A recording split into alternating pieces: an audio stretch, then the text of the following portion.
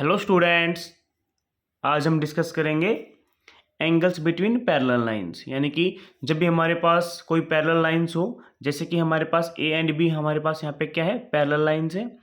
तो यहाँ पे जो एल है, यहाँ पे एक ट्रांसवर्सल लाइन है, यानी कि जो पैरेलल लाइंस को कट करती है उसे हम क्या कहते हैं, ट्रांसवर्सल लाइन कहते हैं।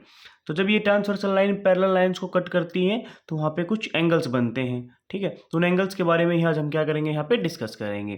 तो हम जैसे कि यह लाइन एल ने ए एंड बी को इंटरसेक्ट किया तो यहाँ पे कुछ एंगल बना, यहाँ पे यहाँ पे यहाँ पे और यहाँ पे कुछ एंगल बन रहे हैं। ठीक है, तो सबसे पहले हम क्या करते हैं, इन एंगल्स की नेमिंग कर देते हैं। जैसे कि मैंने इसको एंगल 1 माना है, यहाँ पे इसको एंगल 2 मान लिया है, इसको यहाँ पे 3, इसको यहाँ पे 4, यहाँ पे इसको 5 मान लेते हैं, यहाँ पे 6, यहाँ पे 7 और इसको हम मान लेते हैं यहाँ पे 8। ओके, तो यहाँ पे जो एंगल्स बन रहे हैं उनके बीच में जो भी रिलेशनशिप उसको हम यहाँ पे पढ़ेंगे अब। ठीक है, तो सबसे पहले हम बात करते हैं वर्टिकली अपोजिट एंगल की।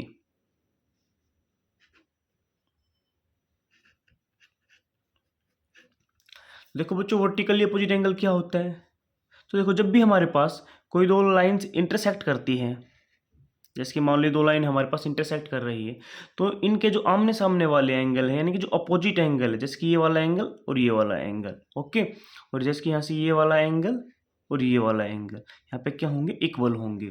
ठीक है, बिकॉज जब भी दो लाइनें इंटरसेक्ट करती हैं तो उनके आमने सामने के एंगल्स क्या होते हैं, इक्वल होते हैं। तो यहाँ से हमारे पास कौन कौन से एंगल वर्टिकली अपोजिट एंगल हो जाएंगे, यहाँ से एंगल 1 और एंगल 3 हमारे पास यहाँ से क्या हो जाएगा, वर्टिकली अपोजिट एंगल हो जाएगा, ये वाला एंगल और ये वाला एंगल। इसी प्रकार यहाँ से जो एंगल 2 और एंगल 4 हमारे पास क्या हो जाएंगे, यहाँ से वर्टिकली अपोजिट एंगल हो जाएंगे। ओके, और यहाँ से जो एंगल 5 है और एंगल 7 यहाँ से हमारे पास वर्टिकली अपोजिट एंगल हो जाएंगे। और यहाँ से जो एंगल 6 एंड एंगल 8 हमारे पास यहाँ से क्या हो जाएगा, वर्टिकली अपोजिट एंगल हो जाएगा। ओके, तो आपको समझ में आया होगा कि वर्टिकली अपोजिट एंगल क्या होते हैं। उसके बाद हम बात करते हैं अल्टरनेट इंटीरियर एंगल की। अल्टरनेट इंटीरियर एंगल, ठीक। तो अल्टरनेट इंटीरियर एंगल क्या होते हैं, देखो नाम से पता चल रहा है, इंटीरियर यानी कि अंदर की तरफ, और अल्टरनेट का मतलब होता है बच्चों कि एक दूसरे के अपोजिट, यानी कि जो एंगल अंदर की तरफ है और एक दूसरे के अपोजिट हैं वो क्या हो जाएंगे, हमारे अल्टरनेट इंटीरियर एंगल। तो देखो, अब अंदर की तरफ कौन कौन से एंगल हैं, तो ये लाइन है ए और ये लाइन है बी, इसके अंदर में अंदर जो एंगल बन रहे हैं वो है 4, 3, 5, 6, यानी कि ये एंगल हमारे क्या है, इंटीरियर एंगल है। ओके, अब ये अल्टरनेट कौन कौन से हैं, देखो एंगल 3 है वो 5 की अल्टरनेट है और एंगल 4 है वो 6 की अल्टरनेट है। यानी कि हम यहाँ से कह सकते हैं कि जो एंगल 3 है और एंगल 5 ये क्या हो जाएंगे, अल्टरनेट इंटीरियर एंगल, और यहाँ से एंगल 4 और एंगल 6 यहाँ से क्या हो जाएगा, अल्टरनेट इंटीरियर एंगल। ओके, उसके बाद हम बात करते हैं अल्टरनेट एक्सटीरियर एंगल। ओके, और देखो अल्टरनेट एक्सटीरियर एंगल हमारे कौन कौन से, देखो इसका भी नाम से पता चल रहा है, एक्सटीरियर यानी कि बाहर की तरफ। ओके, और अल्टरनेट एक दूसरे के अपोजिट। अब देखो ये जो लाइन है, पैरेलल लाइन है ए एंड बी, इसके बाहर की तरफ कौन कौन से एंगल है, तो यहाँ से जो एंगल 1 है, एंगल 2, एंगल 8 एंड 7, ये क्या हमारे एक्सटीरियर यानी कि बाहर की तरफ है। तो यार एक दूसरे के अल्टरनेट में कौन से हैं, यहाँ से जो एंगल 2 है इसका अल्टरनेट कौन सा हो जाएगा, यहाँ पे एंगल 8। ओके, तो ये क्या हो जाएंगे, अल्टरनेट एक्सटीरियर एंगल। ओके, उसके बाद जो एंगल है यहाँ से हमारा एंगल 4, सॉरी एंगल 1 और एंगल 7, ये हमारे क्या हो जाएंगे, alternate interior, sorry alternate exterior angle. Okay, उसके बाद हमारे पास आता है कोरस्पोंडिंग एंगल्स।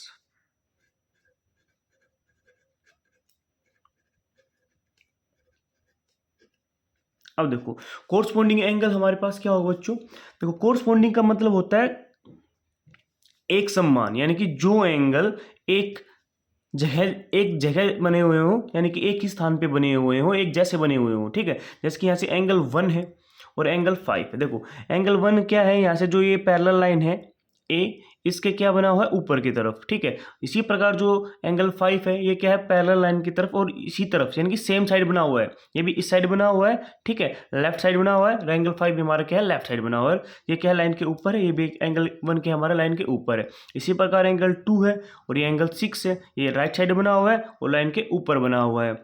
अब देखो ये एंगल 4 लाइन के नीचे बना हुआ है, ठीक है, और लेफ्ट साइड में है, और जो एंगल 8 है वो भी क्या है, लाइन के नीचे बना और लेफ्ट साइड में। इसी प्रकार एंगल 3 और 7 हो जाएंगे, ठीक है। तो ऐसे क्या हो जाएंगे, हमारे कोरस्पोंडिंग एंगल्स हो जाएंगे। तो हम कह सकते हैं जो एंगल 1 है और एंगल 5 यहाँ से हमारे को, सॉरी एंगल 8 सॉरी 5 यहाँ से हमारे कोरस्पोंडिंग एंगल हो जाएगा एंगल 1 एंड 5, और फिर हमारा हो जाएगा यहाँ से एंगल 2 और एंगल 7 सॉरी 2 एंड 6, और यहाँ से फिर एंगल 4 एंड एंगल 5, और यहाँ से हो जाएगा फिर हमारे पास एंगल 4 एंड 8, सॉरी बच्चों, सॉरी 4 एंड 8 और 3 एंड 7, ठीक है। ये हमारे क्या हो जाएंगे, यहाँ से कोरस्पोंडिंग एंगल्स हो जाएंगे, ओके। उसके बाद हम बात करते हैं को इंटीरियर एंगल के बच्चों।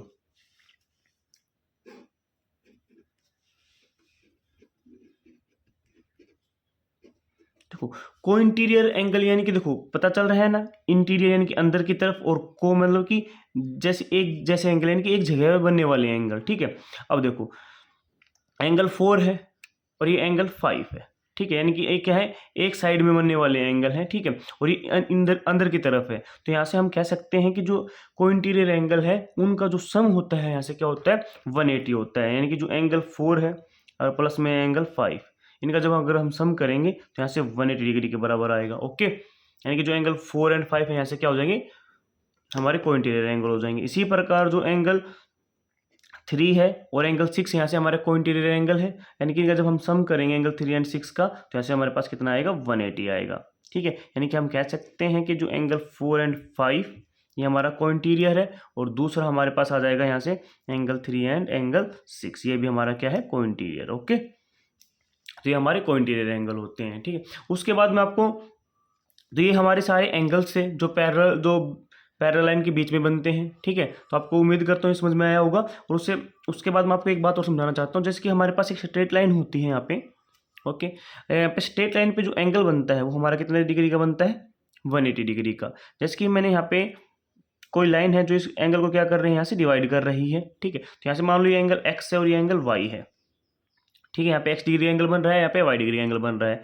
तो जो यहाँ से एक्स और y की वैल्यू होगी वो हमारे पास कितनी होगी, 180 डिग्री, ठीक है। बिकॉज क्योंकि स्ट्रेट लाइन पे जब भी कोई एंगल बनता है, ठीक है, तो उनका जो सम होता है वो कितना होता है, 180 डिग्री होता है, ठीक है। तो यह बात आपको पता होनी चाहिए। फिर आपको जब भी एंगल्स होंगे हमारे पैरेलल लाइंस में तो वहाँ पे आपको कोई भी प्रॉब्लम नहीं आएगी, ठीक है। जैसे कि हम इनका यूज कैसे करेंगे, जैसे कि हमें एग्जाम में दिया गया होगा कि एंगल 1 है, यहाँ पे मान लीजिए एंगल 1 है 50 डिग्री का, तो आपसे पूछेगा कि बताइए एंगल 5 कितने डिग्री का होगा, तो हम कह देंगे जो एंगल 1 अगर 50 डिग्री का है तो एंगल 5 भी यहाँ से कितने डिग्री का होगा, 50 डिग्री का होगा, बिकॉज ये क्या है, हमारे पास कोरस्पोंडिंग एंगल्स है, ठीक है। कोरस्पोंडिंग एंगल्स क्या होते हैं, इक्वल्स होते हैं। इसी प्रकार अल्टरनेट एक्सटीरियर एंगल्स भी क्या होंगे, इक्वल होंगे।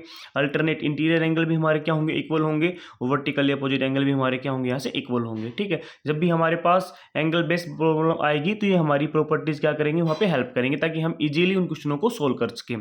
तो आपको अगर मेरा वीडियो अच्छा लगे तो प्लीज़ मेरे वीडियो को लाइक कीजिए, मेरे चैनल को शेयर कीजिए एंड सब्सक्राइब कीजिए। Thank you.